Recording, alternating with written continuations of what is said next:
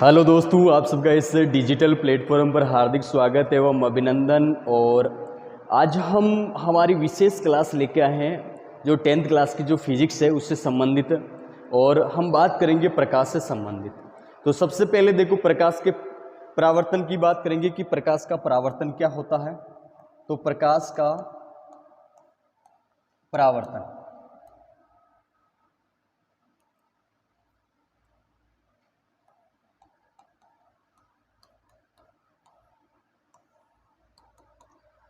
सबसे पहले आप समझोगे इसकी डेफिनेशन की प्रकाश का परावर्तन कहते किससे। तो मेरे पास कोई एक सूर्य, एक प्रकाश का स्रोत है, और सूर्य से आने वाली प्रकाश की किरण, सूर्य से आने वाली प्रकाश की किरण जब किसी परावर्तक पृष्ठ पे टकराती है, ये कोई परावर्तक पृष्ठ है जिस पे पॉलिश की हुई है, ये अलग माध्यम हो गया, ये दूसरा माध्यम हो गया। सघन और विरल दो प्रकार के माध्यम होते हैं। तो सूर्य से आने वाली प्रकाश की किरण, या ऐसा भी बोल सकते हैं कि प्रकाश स्रोत से आने वाली प्रकाश की किरण जब किसी परावर्तक पृष्ठ पे, ये परावर्तक पृष्ठ है, परावर्तक पृष्ठ है, जब किसी परावर्तक पृष्ठ पे टकराकर वापिस उसी माध्यम के अंदर लौट जाती है, उससे बोला जाता है प्रकाश का परावर्तन। जब कोई प्रकाश स्रोत से आने वाली प्रकाश की किरण किसी परावर्तक पृष्ठ पे टकराकर वापिस उसी माध्यम के अंदर लौट जाती है, उसे प्रकाश का परावर्तन कहते हैं।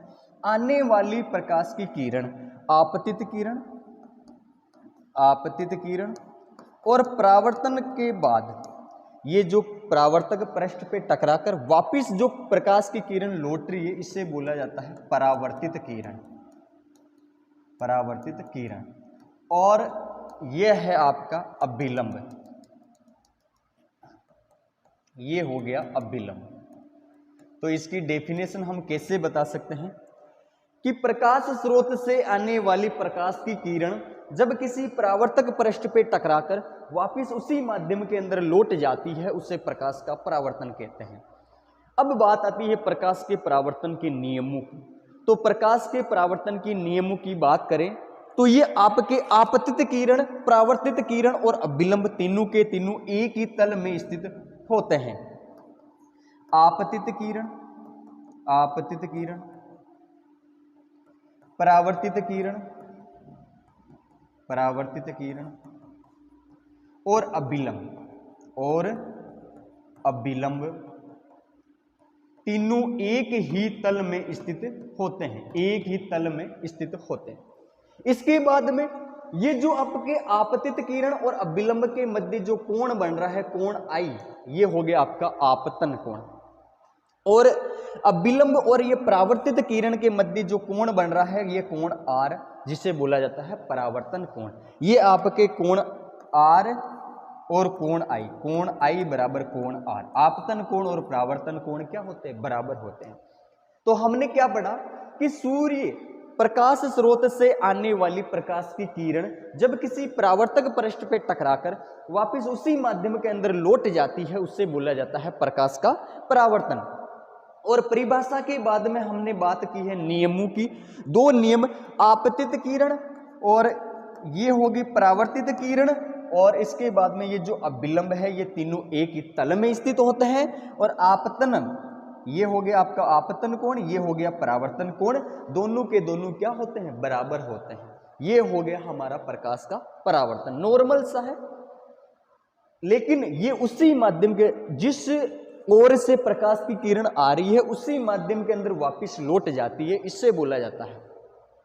अब देखो, हम बात करते हैं गोलीय दर्पण से संबंधित, वेरी इंपॉर्टेंट टॉपिक है गोलीय दर्पण। यहां से क्वेश्चन पूछे जाते हैं अधिकतर, तो एक बार इसको आप हाईलाइट करके समझ लो।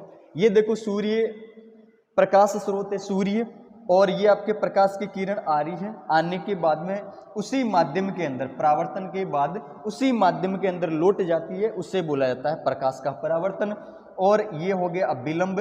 इसके बाद आपतन कोण और परावर्तन कोण दोनों के दोनों बराबर होते हैं। आपतित किरण, परावर्तित किरण, अभिलंब तीनों के तीनों एक ही तल में स्थित होते हैं। अब मैं बात करता हूं गोलीय दर्पण से संबंधित। अगला मेरा टॉपिक है गोलीय दर्पण। गोलीय दर्पण, और गोलीय दर्पण के अंदर तुम समझोगे कि गोलीय दर्पण क्या होता है। देखो, ऐसा दर्पण जिसका परावर्तक पृष्ठ कैसा हो, गोलीय हो। जैसे कि मैं बात करूं, ये एक गोला हो गया, ये दूसरा गोला, गोला पूरा का पूरा। गोलीय दर्पण वैसे गोले का एक भाग होता है और उस गोले का जो परावर्तक पृष्ठ है उसे बोला जाता है गोलीय दर्पण। और दूसरी डेफिनेशन हम बता सकते हैं कि ऐसा दर्पण जिसका परावर्तक पृष्ठ कैसा हो, गोलीय हो। ऐसा दर्पण जिसका परावर्तक पृष्ठ कैसा हो, गोलीय हो, उसे गोलीय दर्पण कहते हैं। अब देखो, आपको दो संरचना दिखाई दे रही है। अब जिसका परावर्तक पृष्ठ अंदर की तरफ तथा पोलिश बाहर की तरफ की हुई हो, आपका परावर्तक पृष्ठ अंदर की तरफ और पोलिश बाहर की तरफ की हुई हो, उसे बोला जाता है अवतल दर्पण। उसे बोला जाता है अवतल दर्पण। इसके बाद जिसका परावर्तक पृष्ठ बाहर की तरफ और पोलिश अंदर की तरफ की हुई हो, उसे बोला जाता है उत्तल दर्पण। क्या बोला जाता है? उत्तल दर्पण। गोलीय दर्पण का वह भाग जिसके अंदर पोलिश बाहर की तरफ और परावर्तक पृष्ठ अंदर की तरफ हो, उसे बोला जाता है अवतल दर्पण। और जिसमें परावर्तक पृष्ठ बाहर की तरफ तथा अंदर की तरफ पोलिश की भी हो, उसे बोला जाता है उत्तल दर्पण। अब इसके बाद में वेरी इंपॉर्टेंट यहां से क्वेश्चन पूछा जाता है कुछ परिभाषाएं कि ध्रुवीय क्या होता है, मुख्य अक्ष क्या होता है, फोकस क्या होता है, वक्रता केंद्र क्या होता है, वक्रता त्रिज्या क्या होती है, इनके बारे में। तो इनकी हम चर्चा करते हैं। तो देखिए,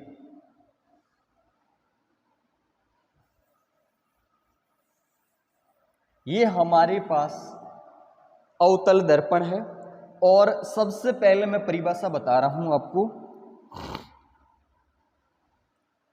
ध्रुवीय, जिसको P से प्रदर्शित किया जाता है।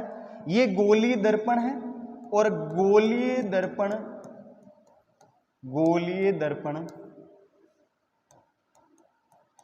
के परावर्तक पृष्ठ के बीच के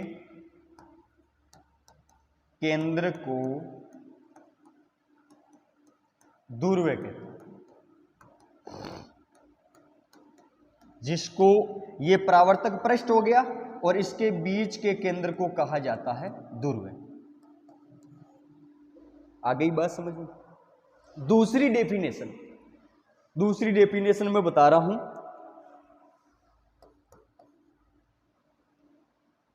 वक्रता केंद्र की।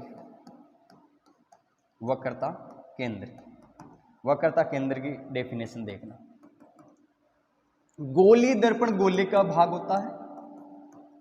गोलीय दर्पण गोले का भाग होता है और इस गोले का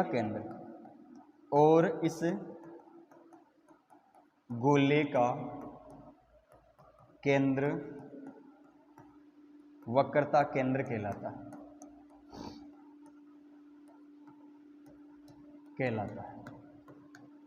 ये हो गया गोलीय दर्पण।